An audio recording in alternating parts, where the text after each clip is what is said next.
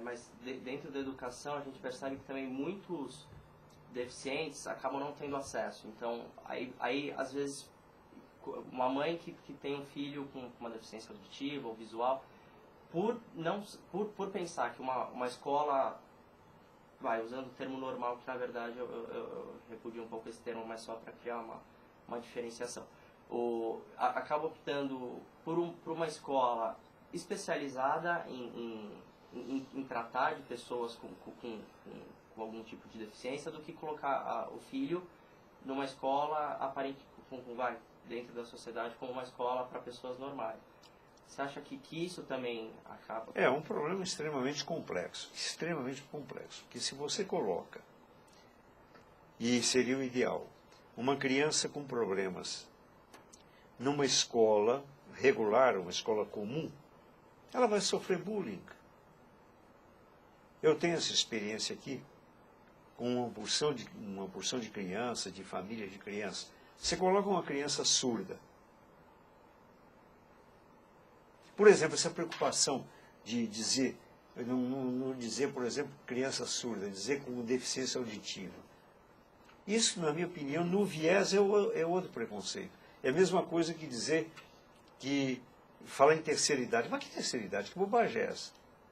Que besteira é essa? Que politicamente correto e estúpido é esse? É velho. A palavra correta não é idoso, é velho. E eu digo isso com 77 anos. Eu não quero ser jovem, eu quero ter 77 anos. E eu quero ser velho.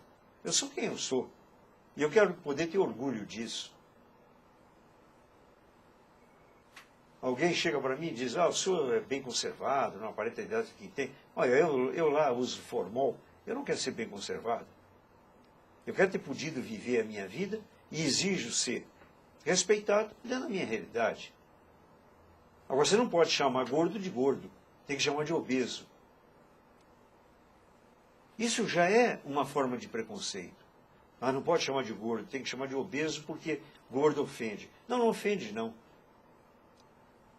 Não é para chegar e falar, você é mesmo, o que você é mesmo? Você é israelita? Não, é judeu.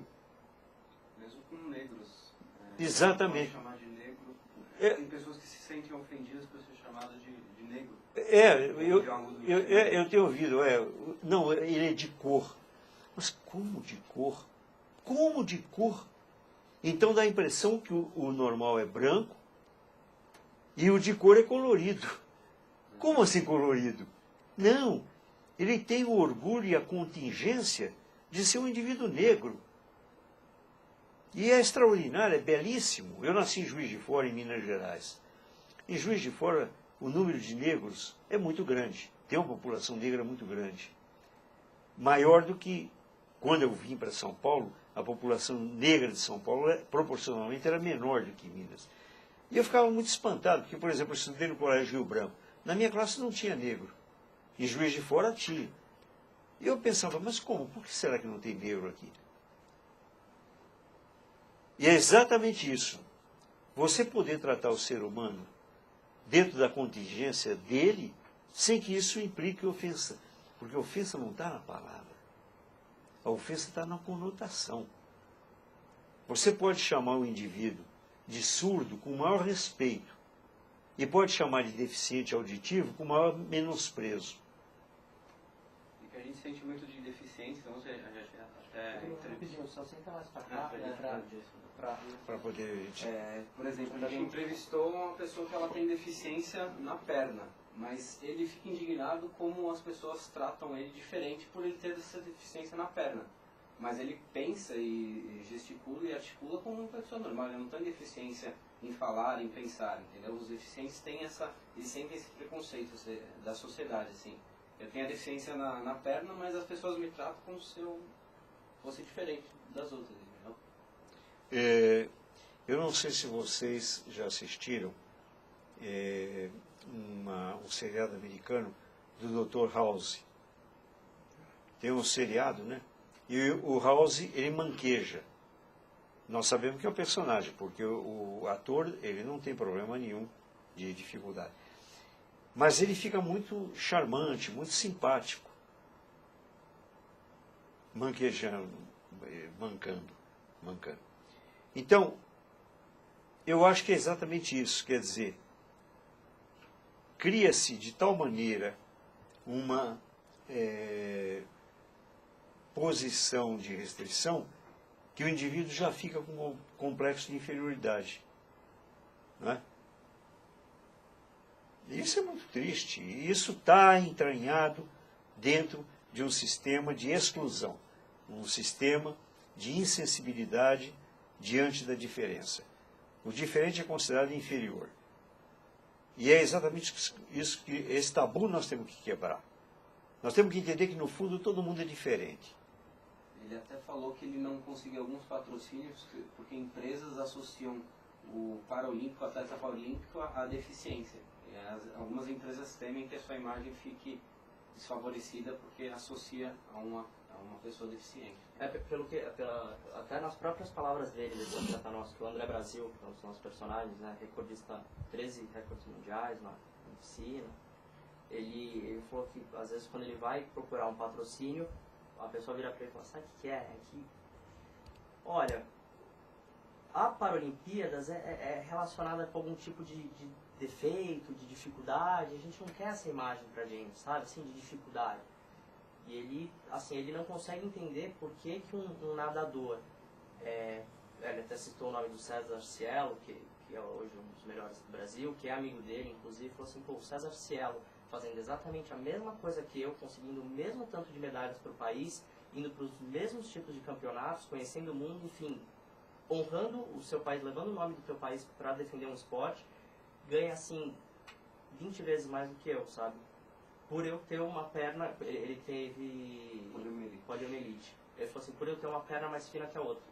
Basicamente por isso. Então, o que acontece é o seguinte, eu escrevi um artigo que foi publicado na Folha de São Paulo, no qual eu dizia que o rico brasileiro é sádico e o pobre brasileiro é masoquista. Eu posso estender esse conceito e dizer que o poder brasileiro é sádico. E a sociedade brasileira é masoquista. Na verdade, é exatamente o contrário. Na realidade, é exatamente o contrário. Um atleta que tem essas dificuldades e tem essa superação, ele é um indivíduo mais extraordinário do que aquele outro indivíduo que, tendo todos os recursos, também tem seu mérito, mas é um mérito ordinário. É esse que deveria ser vangloriado a mais. Mas a nossa sociedade é extremamente pobre nesse aspecto. E isso começa na infância, eu insisto. Agora, e uma sociedade que funciona dessa maneira que a gente está falando, ela acaba derivando para o quê? Implicando para o quê? É uma das razões de crime, de bandidagem, de droga, e assim por diante. Porque a sensação da inacessibilidade, quer dizer, essa dificuldade do indivíduo ter condições de compartilhar o pão da vida, leva à alienação e ao desespero. E um dos caminhos é a droga. Não tenha dúvida, um dos caminhos é a droga. Isso que o senhor falou, de que a coisa já começa na infância, né? Quando o indivíduo ainda é uma criança.